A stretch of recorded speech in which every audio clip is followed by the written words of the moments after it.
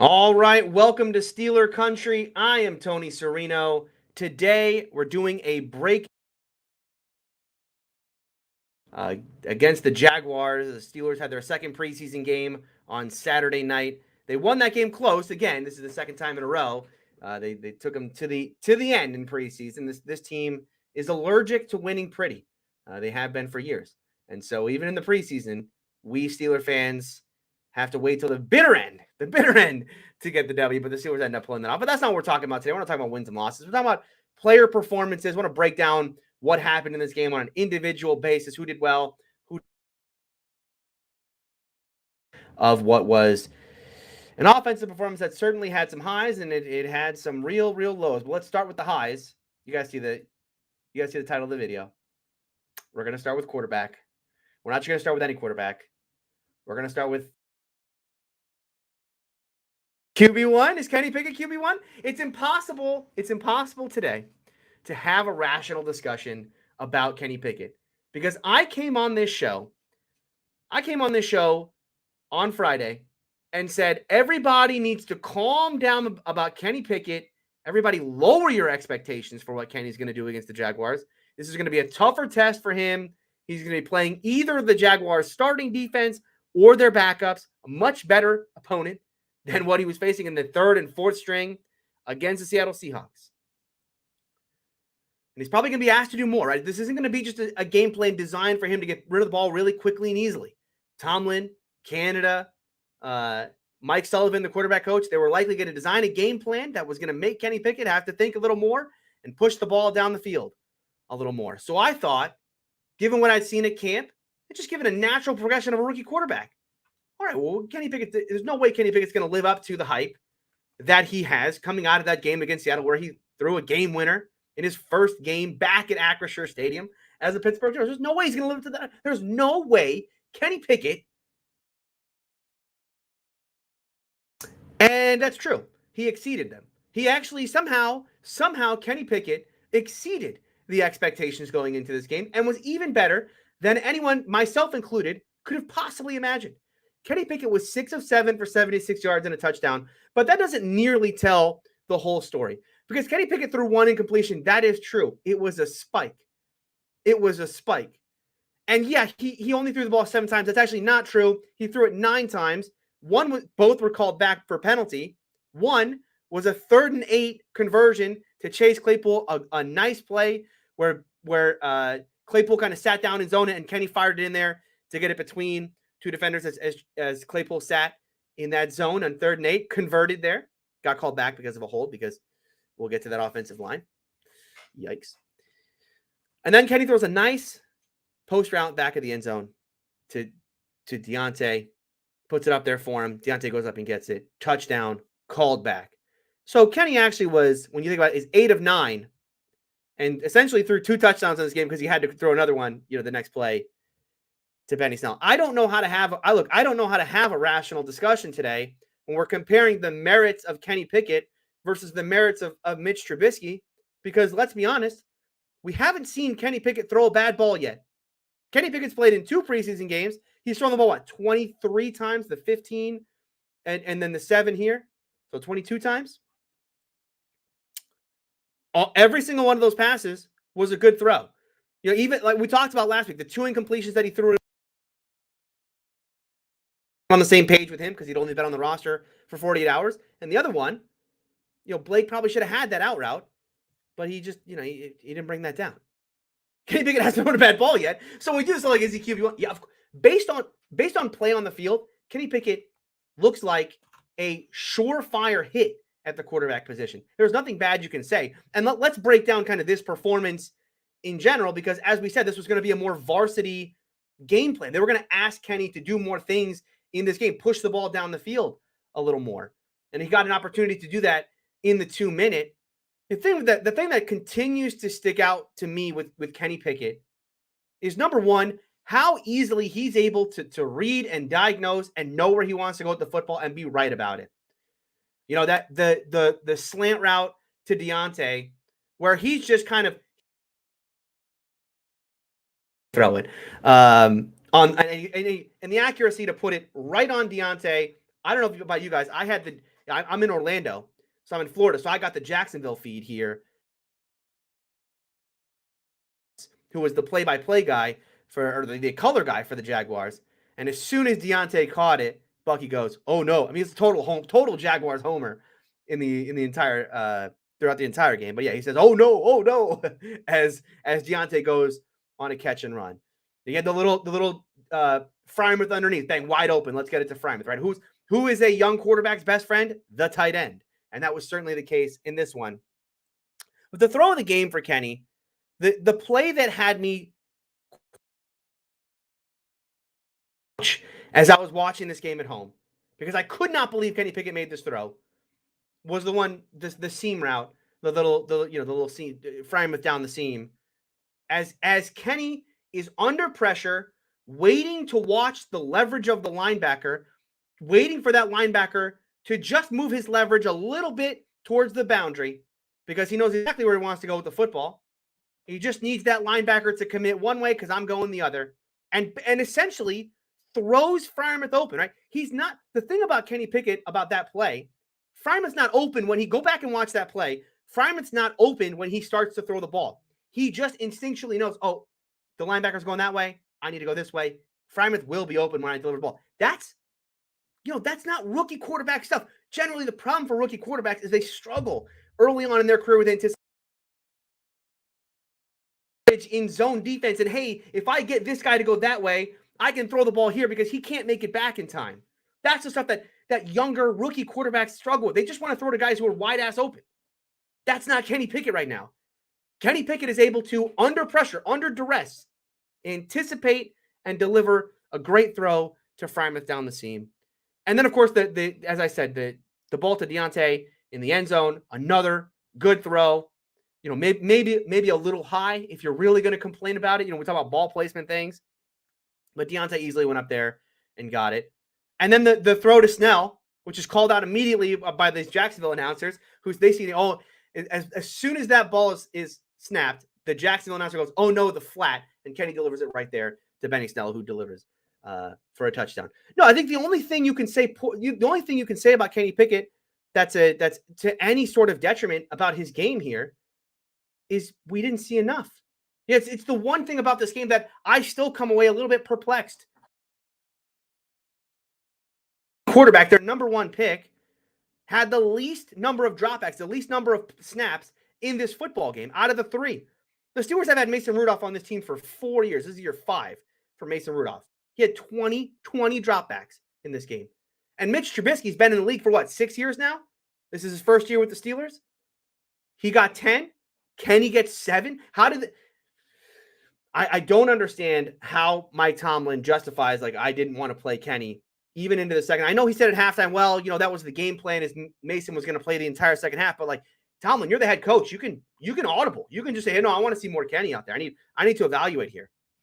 It does make me believe, I go back to this point, it does make me believe about the quarterback situation in general, that is, as much as Tomlin's going to kind of play lip service to the idea that this is a quarterback battle. And he told Brooke Pryor the other day during the press conference, oh yeah, quarterback is starting quarterback is on the table when it comes to jobs that can be won in this game against the Lions.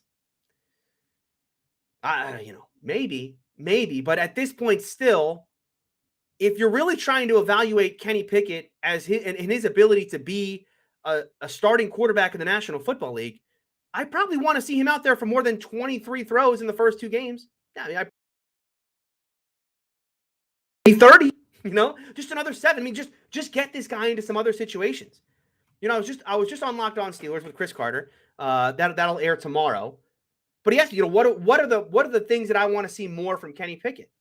And again, we've only seen him 25 times. I want to see Kenny Pickett in a 5-7 step drop, trying to read the defense and go kind of, through his progressions. Maybe the first progression is not there, and he has to kind of look and navigate the pocket and, deliver a ball, maybe a cover 2 hole shot, something that's physically, he has to really drive it in there before the safety gets there, things like that.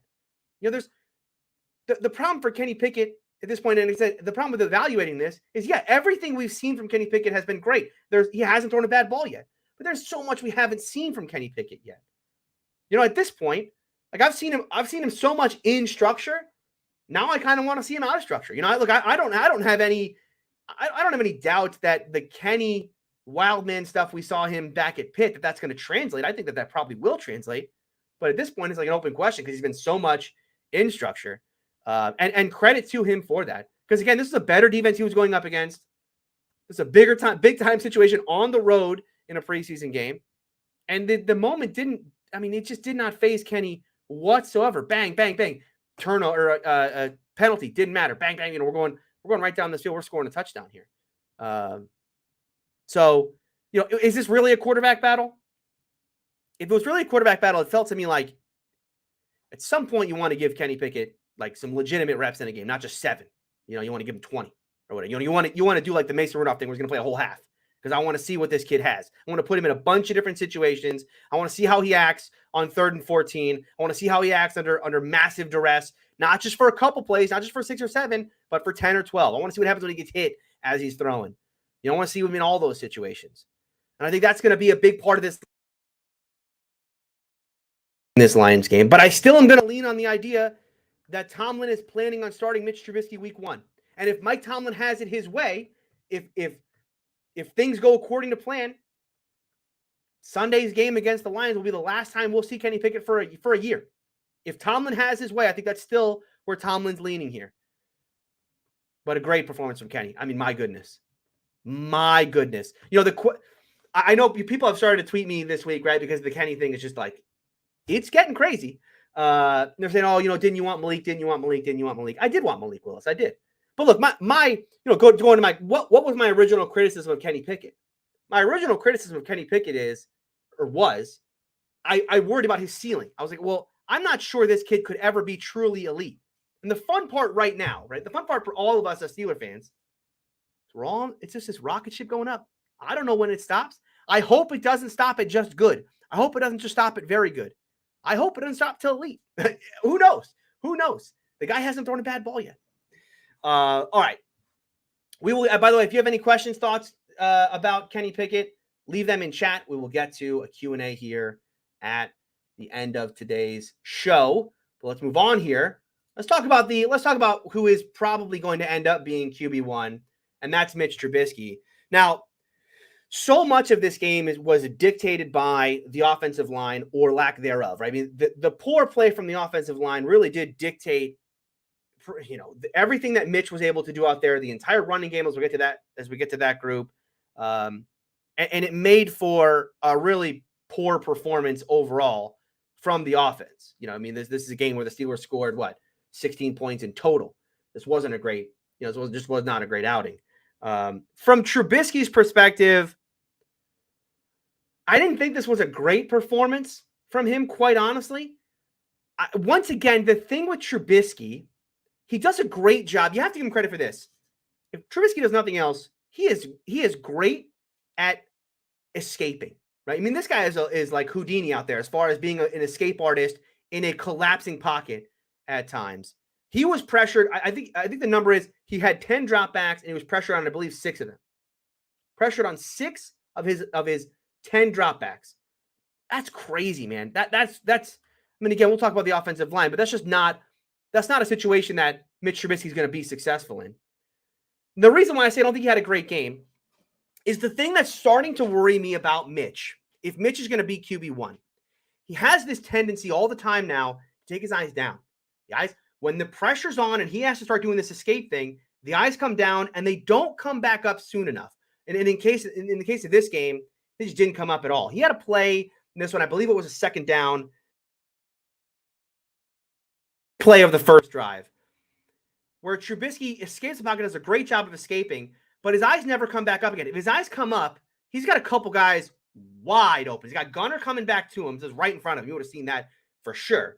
Potentially, he could have seen, I believe it was Freiermuth, who was so wide open in the end zone. It's an auto. I mean, it's the same thing as Gunner last week, where Gunner was wide open in the back of the end zone. And you just didn't see him. For Mitch, the escapability, all of that is good. But if this offense is going to be, this kind of shock the world offense that some Steelers fans believe it could be, if they truly improve at the quarterback position, I think those moments, those kind of ad-lib moments, I still have a real doubt. I think we all do now when you consider the offensive line. doubts about whether or not this team could be on a down-to-down basis an efficient, let's say a good offense, a top 15 style of offense. And so they're going to need to make plays on an ad-lib basis. We're going to need to see some of that Mitch magic out there, right, where he's kind of scrambling around and they're trying to make things happen because they're not going to give him a lot of time to find open receivers, and he's going to have to make things happen after once things break down. If he's going to be a guy that's keeping his eyes down, if those eyes are always down and he's just looking to run, that'll be fine. That'll get him to 5-6 yards. He could potentially more. But man, if he can keep his eyes up and if he can keep his eyes downfield and start to see some of those big plays and he can start to connect, because the other thing I didn't like about Mitch in this game, there was that play to Deontay down the field. He just missed him. Those two guys were, they weren't on the same page. If they can start to connect, he had the one where he kind of scrambled out and he hit Deontay on the sideline. People call it a drop. I don't think it was a drop, but obviously you love Deontay to come down with that one. The other one, though, it seemed like Mitch thought Deontay was going to continue going one way, and Deontay went the other.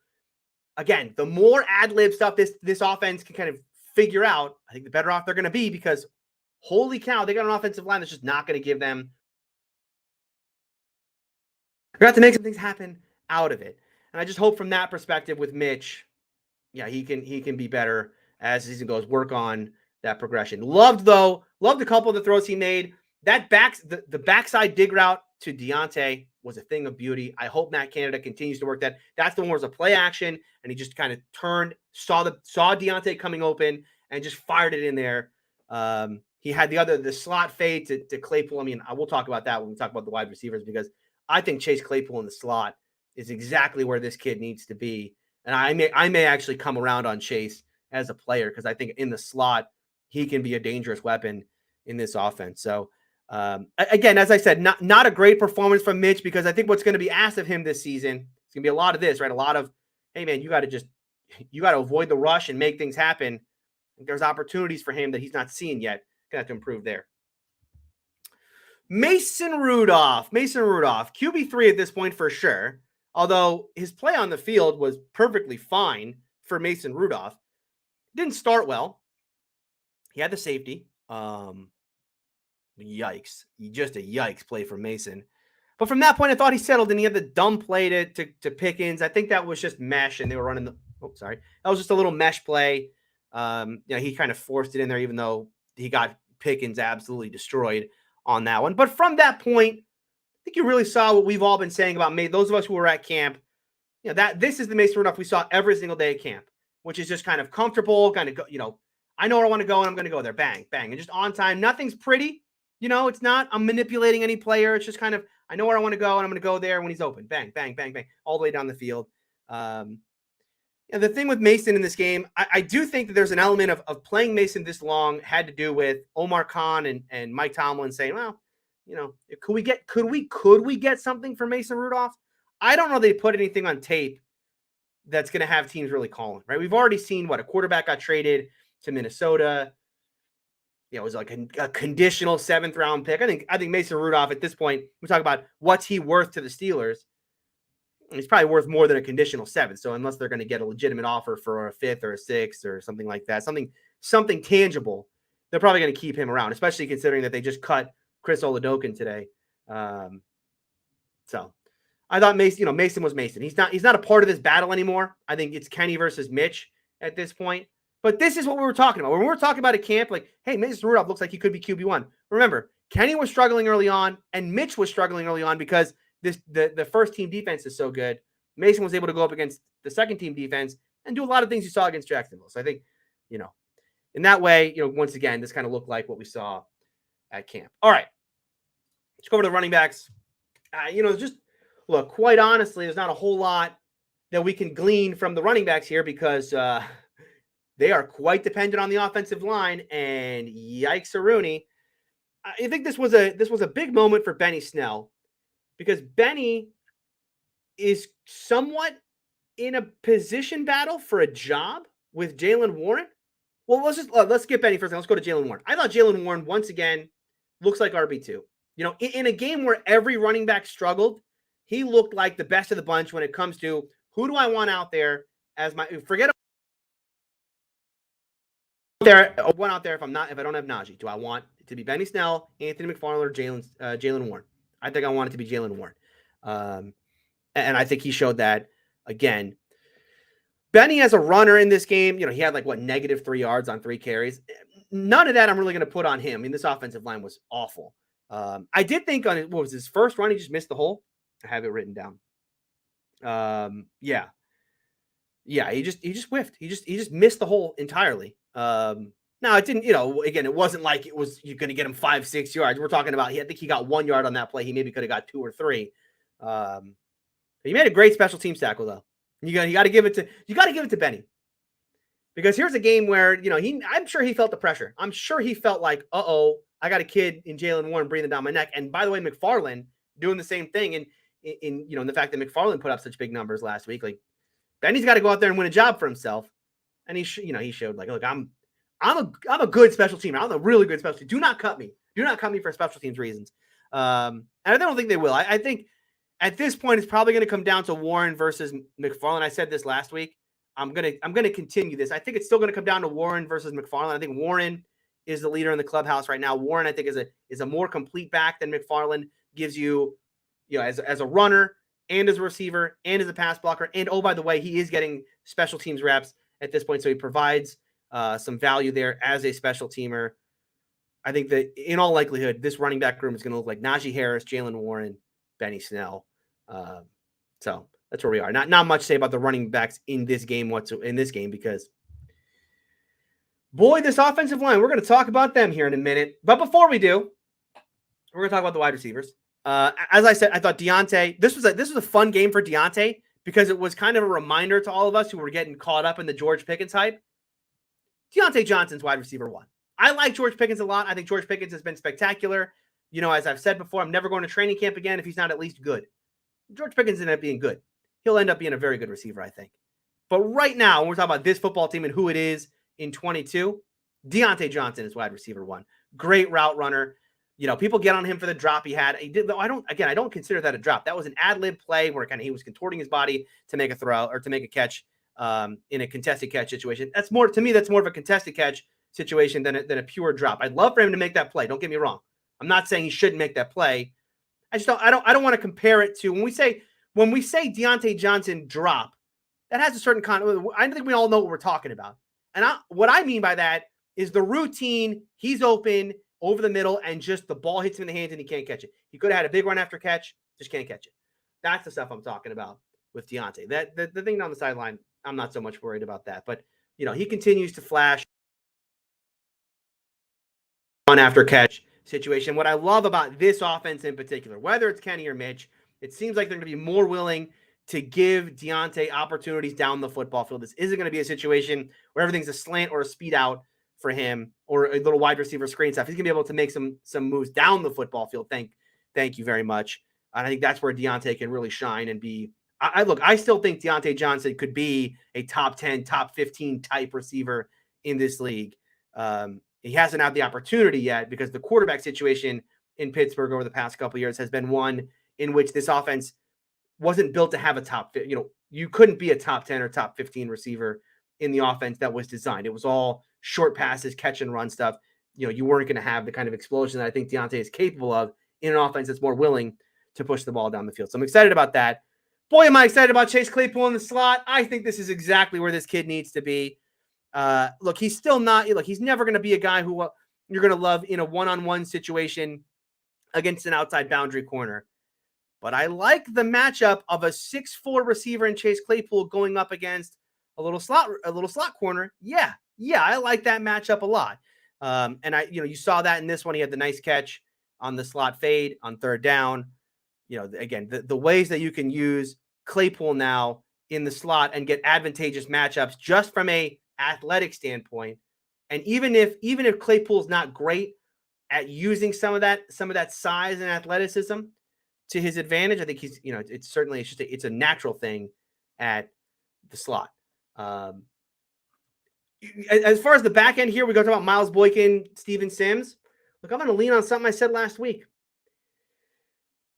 I think the winner of Miles Boykin versus Steven Sims is no one. I don't think right now the Steelers are going to keep 6. I don't. Look, Miles Boykin was fine in this game. He had a couple catches. Steven Sims, same thing. Right? He had a nice end around again.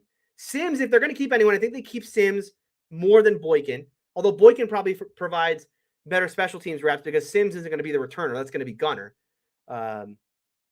But still, I don't know that either guy has done anything to really show. I think that the 5 guys the Steelers are going to feel comfortable with are Deontay, Claypool, Pickens, Austin, and Gunner. And you feel comfortable with all 5 of those. We haven't seen Austin yet. I hope he's healthy for Sunday's game.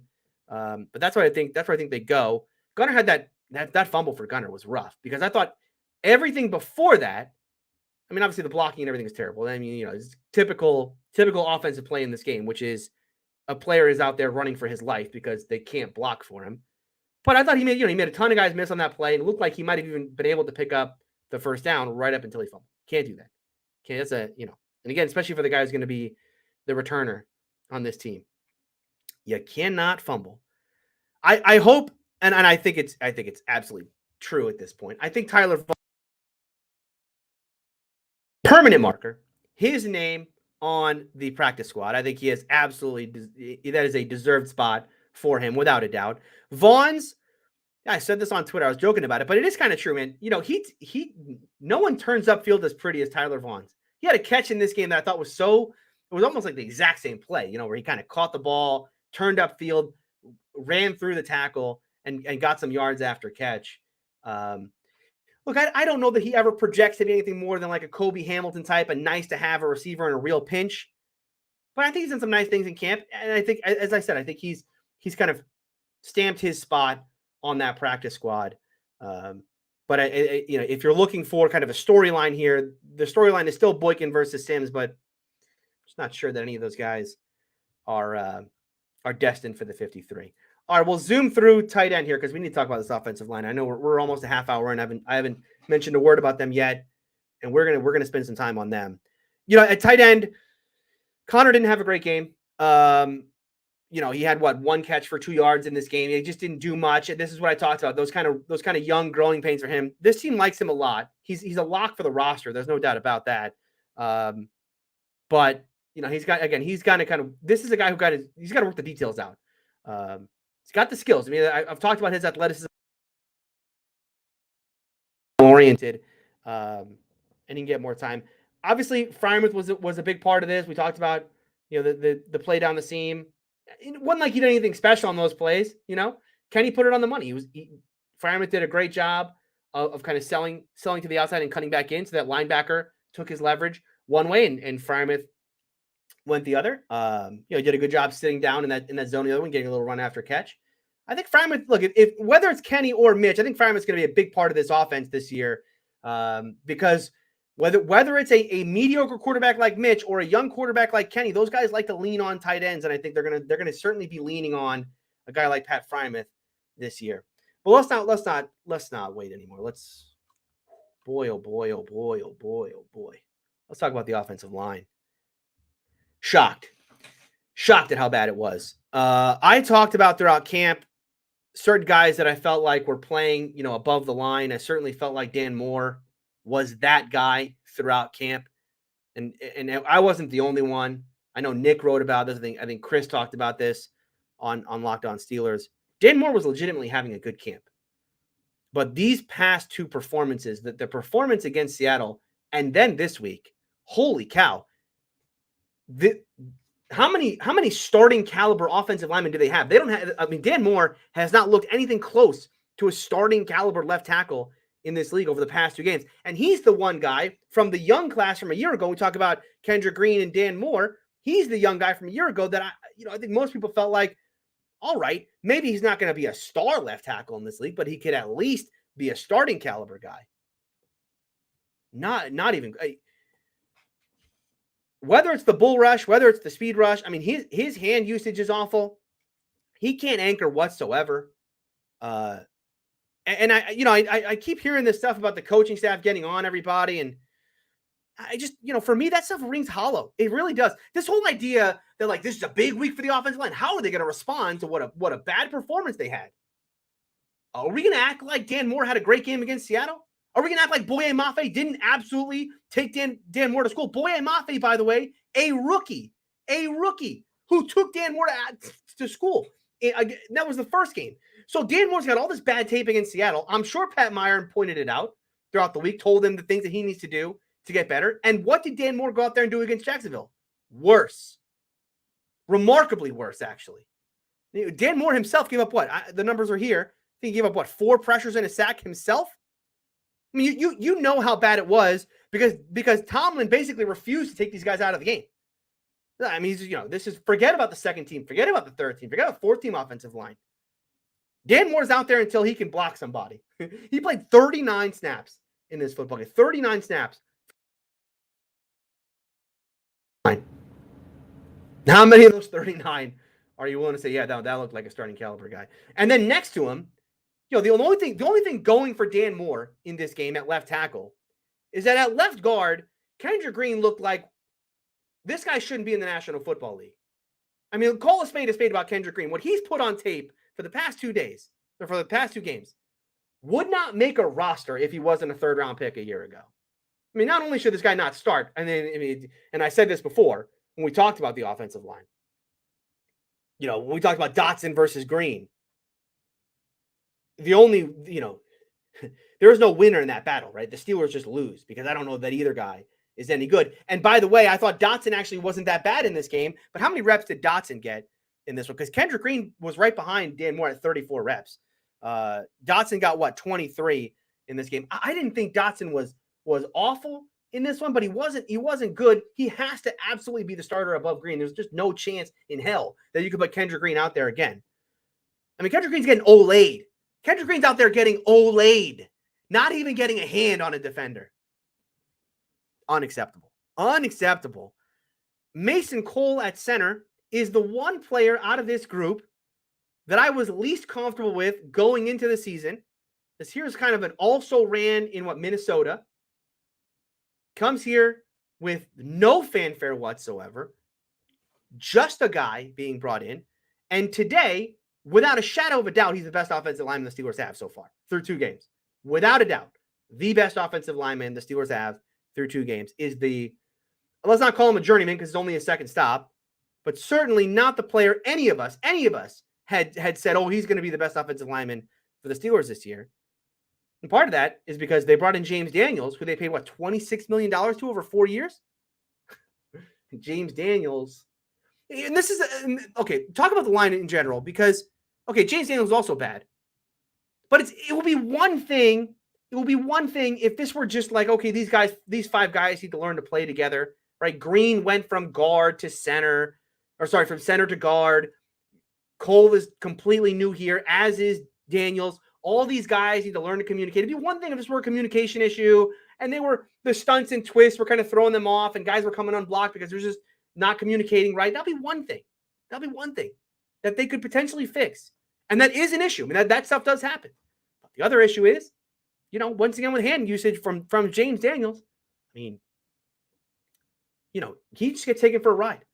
Everybody is the only guy is Mason Cole that I can actually count on. And then Chooks, at least in pass blocking, is serviceable. All the pressures were coming from the left side in this game or up the middle. They weren't coming from the right side. Thank goodness for Chooks. Did he give up a pressure in this game? He did not. Yeah, I didn't see that on tape. So that makes sense. Chooks is the only guy who is even serviceable, even close to serviceable, and that's only in pass protection. Because the one thing we know about Chooks is he's just not a great run blocker. He's never going to be the mauler type that this team needs him to be as that right tackle. He's out there kind of, he did the one play where he has to kind of not pull, but essentially kind of, go to the outside and take on a block. And he's just kind of out there kind of looking. He's looking. I'm just looking. I'm just seeing what I'm doing. I'm not necessarily want to get involved here, but I just want to take a look at the landscape of what's going on out here. This offensive line has the potential to actually be worse than it was a year ago. Because say what you will about last year's offensive line and how bad it was, but Trey Turner was okay. Trey Turner was fine. When John LeGlue had to come in at times, John LeGlue was decent at times. J.C. Hassenauer came in place of Kendrick Green at the end of last year at center, and he was good. He was fine. Whatever. He was good. He was just a guy. If the Steelers had 5 just guys right now, I'd be through the roof about this offensive line. But instead, as we talked about with quarterback, what's the one thing I'm worried about with Mitch? I'm worried that not structured offense. I'm worried that the structured offense doesn't matter for Mitch. He's got to get better at when the play breaks down, which it will be breaking down. It seems quite often this year. Can he keep his eyes up to make some plays that way? Because boy, I don't know that it's going to happen the other way. Like, and I know it sounds doom and gloom, and I don't want to like completely overreact here, but this is not just one game where the offensive line was bad. This is 2 games in a row now. And that's why I don't buy this whole idea of like, oh, guys are getting called out and, this is a big week for them to really see if they can respond to this adversity. Was there not adversity against Seattle? I understand they were better at run blocking in that game. The pass blocking was bad against Seattle. It was even worse against Jacksonville. And now you're going to go up against a Detroit team, man, that, you don't think Dan Campbell and that group's going to get that front four licking their chops going up against this offensive line? And forget about when we get to Cincinnati. When we get into Cincinnati, this team's going to have to take on DJ Reader and BJ Hill and Trey Hendrickson and a healthy Joseph Asai and the other kid from Ohio State that I can't think of his name right now. And you want these 5 guys going up against those 4? Is anyone confident today? It would take a miracle for these guys to look anywhere halfway decent by that point. I hope Pat Meyer works a miracle here. I really do. As I said, the most shocking thing to me is that Dan Moore just all of a sudden can't play based on what I saw from him in training camp. But Kendrick Green can't start. It's got to be Dotson. Hell, should Leglue be getting looks? Leglue might want to get some looks at right guard. I mean, James Daniels, you can't sit him because you paid him so much money. But boy. Steelers are in a rough spot on the offensive line, a really rough spot. I think it has to get better because it can't be much worse than it was on Saturday. So it has to get better. But as I said before, I think if you had dreams of this offensive line going from what it was a year ago, let's call it the 30th best offensive line, going from like that to top 10 or top 15, I think you got a sobering look that this is, the best improvement we Steeler fans can hope for is like they went from 30 to 25. 30 to 25 to me would be, boy, I would take that at this point. So that's where they are right now. I mean, this team's going to they're going to go with their offensive line. This offensive line can turn a corner here. I think this offense, could be somewhat dangerous. If they don't fix this offensive line continues to play this poorly throughout the regular season. It's going to be a long year, man. It's going to be a long year. They don't have Ben Roethlisberger to save them and just kind of get rid of the ball real quick and do that stuff. And a defense is going to turn the tightrope that they walked. I've talked about this a million times. The tightrope they walked last year to get to 9 wins. I don't know they're going to be able to tightrope that again. All right. That's enough of the breakdown. Let's get to your questions.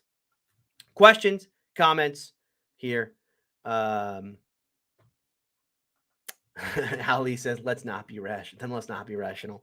You can't be rational about Kenny Pickett. I'm glad we're going. Let's not talk about the offensive line. Let's talk about Kenny Pickett. Because one of the things I keep hearing is this idea of the reason why Tomlin took Kenny out is because how bad the offensive line was playing and he didn't want Kenny to get hurt. But if that's true, are we just saying that Mike Tomlin lives in his fears then? Is that what we're saying? Because isn't that a classic we don't live in our fears type of deal? I think if Tomlin wanted to see more Kenny, he would have put him out there. I think the thing with the thing with Kenny is Tomlin's planning on him being the 2023 starter, not the 2022 starter. So I don't think to him it was like, oh no, I'm not getting enough a look. My QB1, I'm going to sit him on, it's like, whatever. He's going to win the backup. He won the backup job. So go, we'll see what it does against the Lions. All right, here's John saying the same thing. Do you save him from the poor line play early? Let Mitch take him for a test drive. Once again, this is a don't live in your fears type of deal. I understand the idea of you don't want a young quarterback to go out there with a really bad offensive line because it can kind of ruin him mentally, right? When you're talking about all he's learning early on in his career is just being under pressure and under siege and, and that kind of, and what that does to your psyche as a quarterback is like, this is what the NFL is. You're always under pressure and he's kind of, and what that does to a young player over time. I understand that. And certainly I suppose that's the case. Although you have to appreciate the poise that Kenny has played with, those kind of pressure moments for him. The guy, the play I talked about with Freiermuth where he hits him, he waits for the linebacker to move and hits him. And that's a play where Kenny had a guy in his face as the ball was released. You have to appreciate it about Kenny. That stuff doesn't really seem to bother him. Dead Sea Monster said Pickett threw the ball to 18 in the end zone, short-armed and off his back foot to beat the rush. Really impressive. Yeah. I mean, again, there's nothing Kenny's done so far where you'd say, I have a problem with this. This was a thing that I have. I mean, every throw is one is more impressive than the other. I just want to see more of it. I go back to this Kenny thing. I just want to see him, it's consistency and just wanted to see him in more situations. He very easily could be QB1. I mean, like, on the field, he is QB1. Knock on Kenny was he bailed under pressure, but he stayed in the pocket through dimes against a quality front seven. Yeah, exactly. And it was and I talked about this on I don't know if it was last week's show or the week before that, where I said, look, I don't want to see Kenny Wildman for these first couple games because that's what I saw at Pitt. I saw, it's the same thing we talk about Malik Willis. What does Tennessee not want to see out of Malik Willis? Why is Vrabel benching Malik in that first game, right? And then the second game, Malik was, a very different quarterback. They don't want to see Malik just run around and do wild stuff, and just use his athleticism to beat these subpar defense, these backup defenses that he's playing in preseason. Because they know Malik can do that. That's the stuff that's easy for Malik. That's the stuff that comes naturally. I want to see the stuff that's not so natural for him. That's what Tennessee's saying. And that's the same thing with Kenny. I don't want to see Kenny Pickett doing the wild man stuff. I want to see him in a more structured offense, getting rid of the ball on time, reading and diagnosing, know where you want to go with the football, read it, see it, deliver it. That's what Kenny's done for 2 games. Now we're at a point, quite honestly, where I still want to see more of that. And again, I still want to see more of the kind of less quick game and more, less quick game. He's just doing a great job of diagnosing. But again, I want to see more of the kind of, what if his first read isn't there? Where does he go? How does he react to that? Does he start to panic in those moments and turn and revert back into, well, let me bail out here? I want to see more of that. And then, quite honestly, I want to kind of see some Kenny Wildman stuff because at the NFL level, let's see if his accuracy on the run is still there at an NFL level. Let's see if the velocity that he puts on the ball is still adequate at an NFL level in those moments. We know he can do it from college. Once again, it's all this.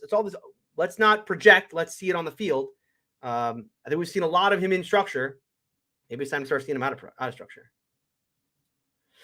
Let's see, Monster say it might be smart to save Kenny if the O-line's going to be this bad. Yeah, I mean, I understand the thought. I understand the thought, but okay. Let me ask you this. Does Kenny Pickett today feel like the kind of quarterback that would be ruined by that kind of thing? Right? Just looking at who Kenny's been so far. I know it's a small sample size, but does Kenny seem like the kind of quarterback that's fazed by that kind of thing, or you're worried, this could really ruin him? Tomlin's going to know better than us, but yeah. Oh, I love this, the hand size debate. No, the hand size thing is never going away. But the fun part is that the hand size thing is never going away, but now it's now ammunition in our bag. We get to turn it around now. If Kenny ends up being good, how are you going to lose to a quarterback with only 8-inch hands? How are you going to lose to a quarterback with 8-inch hands? Get ready to start using that. Put that one, stick that one in your arsenal. Carmichael says Mitch missed a few open targets. Yeah, I think that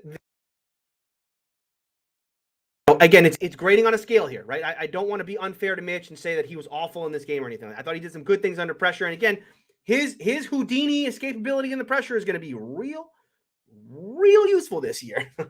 But I do think when we talk about the difference between this team being a 5, 6, 7-win team and being a real contender in the AFC is going to be their ability to make plays out of nothing, because they're going to have a real hard time doing things on a play-to-play basis. So the more he can kind of keep his eyes up and try to find some targets down the field on plays that aren't maybe deserved because they're out of structure, the better off this offense can be. Theron says Mitch is the stunt man for Kenny as long as necessary. All right. I like this one. They'll lose the locker room if players feel Kenny is better and they roll with Mitch. That will only be the case if the season starts and it's an outright disaster, right? I think if they lose to Cincinnati, are they really going to, are they going to lose the locker room because they lost one game to Cincinnati? If they start the year 0-2, okay, the certainly we all know like what's going to happen if they lose those games, and it's because the offense couldn't move the ball. It's because Mitch couldn't move the ball. Yeah. Then you're going to start to feel they're going to feel it internally from the players. They're certainly going to feel it from the outside, from the fans and the media. I still think it's going to probably take. What did it take for Mason to get? What did it take for Mason to get benched? It took Mason Rudolph a 4-interception game on Thursday Night Football against Cleveland, and then coming out the very next game and throwing 1 or 2 interceptions in that first half of the Bengals game in order for him to finally get benched. Right, so that's 6 straight quarters of just below the line play. Is Mitch's leash longer? Because remember, Mason was essentially the backup that year. Mitch comes in as like, this is Tomlin's guy. This is a guy he went out in free agency and got. What is Mitch's leash this year? Is it 6 quarters? Is it 8? Is it 12? It's a good question, because if Mitch struggles, everyone's calling for Kenny. If Kenny goes out there and does the same thing against the Lions and throw a bad ball, it's going to take about 1 quarter into that, 1 play into that New England game at home before the fans go nuts. The pressure pass numbers between Mitch and Kenny are huge. Yeah, Mitch was under pressure pretty much the entire game. I don't know that PFF actually credited, as crazy as this is, looking at PFF's charting, I don't know that they said that 2 of Kenny's were under pressure. And 6 of Mitch's plays were under pressure. Although, again, Kenny threw 7 passes? Well, really only 6 because 1 was a spike. So a third of all of Kenny's passes were under pressure. Do you think Mitch starts or they have Kenny play the whole first half? I think Mitch starts. If this is so, Tomlin's saying dress rehearsal. This is dress rehearsal day. If this is dress rehearsal day, then you're going to have to go. You're going to go Mitch for as long as they're going to play the starters, and then Kenny comes in, and for me it's if this is truly a competition, wouldn't you just sit Mason then? Like, don't even bother putting Mason in. If this is Kenny's opportunity, if the idea here is that it's Mitch Trubisky versus Kenny Pickett, I need to see as much Kenny Pickett as I possibly can in this game, because Kenny is the giant question mark. All we've seen is good stuff. As I said, there's so much more we need to see from him. So let's get as much of that as we can out of this Lions game, if it truly is competition. What do I think will actually happen? I think you'll probably see a quarter and a half, maybe a whole first half for Mitch and the starters. If this is the dress rehearsal game, then you'll see a quarter out of Kenny and a quarter or 2 out of Mason, just like you saw last week. That would be my expectation, because again, I still have the thought, as unpopular as it is, that this isn't a real competition, that Tomlin's not really considering making Kenny the starter unless things go drastically wrong for me. A ton of Kenny Pickett for another year, because that's the plan. The plan is not to play Kenny this year. So that's my thought on it. Dead Sea Monster here says Warren has a nice burst and makes crisp cuts. Seems like he gets more yards. Do you think he will? Good hands as well. Yeah, he's a complete back. I mean, he's not one of those guys where you go, well, you don't really want to leave him out there in pass protection because he's just not, he doesn't do well in that. Or he's not a guy when he's out there, you're like, yeah, you can't really run him on routes because he's got stone hands, or he can't get open or anything like that. And boy, you give him the ball in the running game, and like you said, it feels like he gets more yards than he wants, than he should. But I think it's because he runs with real juice through the hole. And this is not a guy, he's not a pitter patter guy, right? This is not a kind of, this is a kind of one cut, get there and go. Hit the hole hard and make guys miss. And again, I think what we saw, you didn't see this much against Jacksonville because there wasn't the opportunity.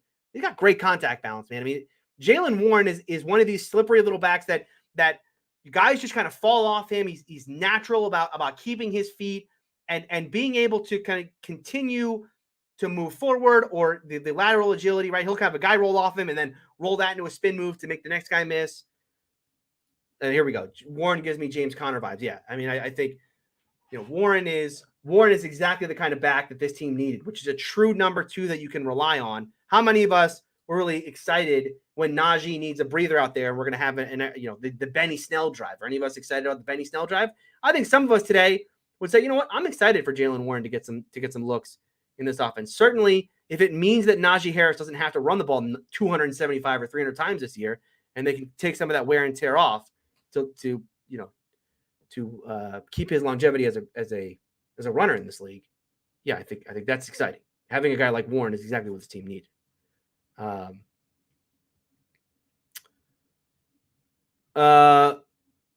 They said Carmel here about the wide receivers. They can't keep 6 and 3 quarterbacks unless Kenny goes to the practice squad. They could keep 6. They've done it before, and 3 quarterbacks. We'll do a 53-man roster projection. I'll show you where they'll probably make some cuts if that happened. I think it would likely be that they wouldn't keep. What are they going to keep now? 7 on the defensive line, so they could keep only 6 there and keep 6 receivers. They could keep only 8 on the offensive line. Keep only 4 at inside linebacker. There are some spots where they can guide, but we'll go over that in the 53-man. Terry says, why does the audio keep going out? I don't know. I will look into that. If I have some technical difficulties, we'll fix it. I apologize. What else we got?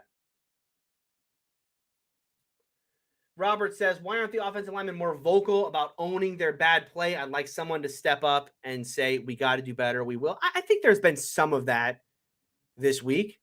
I've watched a couple of the, I think the interviews, generally player interviews are kind of, they're, I don't want to say meaningless because the guys that are in there are doing a good job trying to get quotes out of these guys, but it's all the same stuff. Oh, we need better hand usage. Oh, we got to build on this, blah, blah. It's all the same crap. I wouldn't sit here and say that the problem with this offensive line is that they're not owning their mistakes. I think the problem with this offensive line is worse than that. They're just not good players. I think that's far more likely. So the Steelers just got some offensive linemen that just can't play. And I don't know that there's fixing that. I hope Pat Meyer, I hope Matt Canada, this crew can do some work some. What are the chances that a guy like Kendrick Green goes from what we just watched on Sunday to like, oh man, remember the game? Remember Kendrick Green's so good now. Remember that game in preseason where we just olayed like 5 times? Yeah, it's not gonna happen. It's not gonna happen. Fred says, how do you think they play the quarterbacks in the final preseason game? As I said, I think if Mitch is your starter and this is the dress rehearsal, he's going to get a decent portion of time, a quarter and a half, maybe even 2. Kenny gets hopefully a quarter at least of it for himself. So let's say it's a half for Trubisky, at least a quarter for Kenny, and then another quarter for Mason. But if this is a competition, if you're saying, okay, I am making my decision today on who the quarterback is, and it's either going to be Kenny Pickett or Mitch Trubisky, then Mitch gets a half, Kenny gets a half. I've seen 4 years of Mason Rudolph. I'm sorry, Mason. I don't need to see more than that. And you did well against. You did well. You did well against Seattle. You did well against Jacksonville. You're not winning the job. You did well. Do you ever see Kenny Pickett's ceiling being better than the number 4 quarterback in the AFC North? All right. Well, okay, hold on. What is Kenny Pickett's ceiling right now? Right now, what is his ceiling? I think he looks like a quarterback that could be. I mean, are we going to sit here today and say he can't be elite? Right? Before the comp, Kenny Pickett ever become elite? The comp everyone always pointed to was, well, he could be Burrow. He could be Burrow. He could be Burrow. Now, again, I don't know that I don't know that he's ever going to be Joe Burrow, actually. But is there anything that he's done so far that says he can't? Look. My thing with him was I always thought he would kind of level out to be a Derek Carr or, even worse than that, like level out to be like an Andy Dalton. Not a bad quarterback, but a quarterback that you're kind of talking yourself into it in some way. But I don't know. Again, as I said, we're on the rocket ship up. I don't know where the ride ends. I hope it ends at elite. Maybe it ends at good. Maybe it ends at very good. Let's just enjoy the ride. Let's just enjoy the ride. And by the way, do I think you could ever be better than 4? I think he could be 1. Kenny Pickett might be the best quarterback in the AFC North. What am I projecting? What am I looking at Kenny and going like, well, I don't know if he can, that part of his game is a real problem. Not yet. Not yet. Yeah, there's some stuff that he did in college that I don't think it translates, but he hasn't done any of that stuff right now. One of the big problems for Kenny, as we talked about, was his unwillingness to sit in a pocket under pressure. And when we just watched him deliver a beautiful throw that I jumped off my couch for in Pat Fryman. So, boy, oh boy. All right.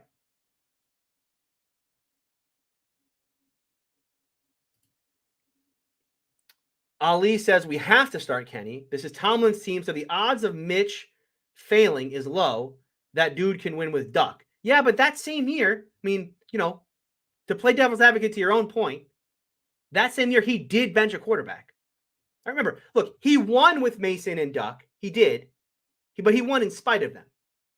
The brilliant part of Mike Tomlin over the past 3 years is that he has won more than he's lost with subpar at best quarterback play for 3 years running. I mean, Ben at the beginning parts of 2020 was good, but obviously we all know he tailed off at the end. But what that 3-year period is about Tomlin winning in spite of bad quarterback play. Not that he was okay with it. When things got real bad for Mason, and again, the thing with Mitch is going to be turnovers. Tomlin is not going to put up with a team that is going to turn the ball over a bunch. If this offense is going to be interception city, it's Kenny time. And by the way, if Kenny's out there and it's interception time, it's Mitch time. So same thing. All right, Don says the microphone's going in and out. Well, I'm gonna have to look at maybe it's time to upgrade the microphone. I apologize for that. I will get that solved by the next time we do this thing. We got a Ravens fan in chat. Kenny looks good as a Ravens fan. I want to see the Steelers. I want to see the Steelers be strong. I want you guys to beat the brakes off the Ohio teams. Iron sharpens iron. As I said the other day, it is a wouldn't it be hilarious game if the Steelers go into Cincinnati week 1 and beat the Cincinnati Bengals after they just won the AFC, by the way. The Bengals are far too happy about being AFC. I don't know. Okay, can we talk about this for a second? They're far too happy about being AFC champions. They wear it like this badge of honor. Now, I don't know about you guys. Twice in my life, I've watched the Steelers play in the Super Bowl and lose.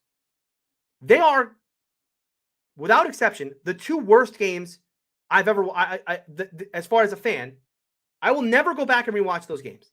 I will never go back and rewatch Super Bowl 30. Okay, do I want to go back and rewatch? Do I have to consider it a badge of honor with 2 dumbass interceptions? No, I don't consider it a badge of honor. Do I consider it a badge of honor that Rashard Mendenhall fumbled away what could have been an amazing comeback and Ben Roethlisberger winning his 3rd ring? And what would that have been? 5 years? No. So just weirds me out. I don't want to turn Bengals thing, but like we did this Spaces the other day, and Bengals were like celebrating, we're the AFC champions, and yada yada. It's like, I mean, you lost Super Bowl, dude. Like that sucks. It actually sucks to lose a Super Bowl. I don't know. Anyway, going back to that, wouldn't it be hilarious? Wouldn't it be hilarious if this Steeler team, the team that's supposed to be post Ben Roethlisberger, all their crap now. This is when the rest of the division takes over, and the Steelers are the lowly team of the division, and the Bengals are coming off of AFC Championship, and they lose at home in front of their home fans, and they got to do like the escalator of shame after losing to Mitch Trubisky or Kenny Pickett. Either. It doesn't matter who it is, right? I mean, what's worse for them? I mean, I'm sure all Bengals fans were doing the like Kenny Smallhands thing. So probably funnier if it's Kenny, especially if it's Kenny's rookie game. Like rookie Kenny Pickett goes into Cincinnati, beats the AFC Championship week 1. Wouldn't it be hilarious? Wouldn't it be hilarious? All right. Did this for an hour. Thank you all for watching. Really appreciate everybody who showed up today. I'll be back in a couple days. I'm going to do one on Thursday, Wednesday or Thursday. We'll figure it out. And we're going to talk about the defensive side of the ball. Some interesting things to talk about on the defense. I think a lot of people talking about the pass defense and how much success Trevor Lawrence had in this one. Obviously, we'll talk about the run defense as well. But that pass defense is an interesting one because I think that's one where you just kind of have to give credit to Trevor. The thing I came away from, spoilers for the defense show, thing I came away from this game as I watched the All-22 defensive might be just way underrating Trevor Lawrence. He might just be way underrating Trevor Lawrence. He might, he was the number 1 overall pick for a reason. I know Urban Meyer and, the whole coaching staff last year was a disaster. But, dude, Trevor Lawrence made some throws that were wow throws. So, anyway, thank you all for watching. I will be back on either tomorrow or Thursday to do the show on the defense. And then make sure you're subscribed. If you're not subscribed to the channel, subscribe now, because I'm probably, hopefully, fingers crossed, going to do a live stream here on Sunday, 4:30. You know what that means? We're live streaming the game. We're going to watch together, a little watch along here, preseason watch along for the QB1 battle right here on Steeler Country. So make sure you like the video on your way out and subscribe to the channel if you haven't already. And I'll see you in a couple days to talk about the defense right here on Steeler Country.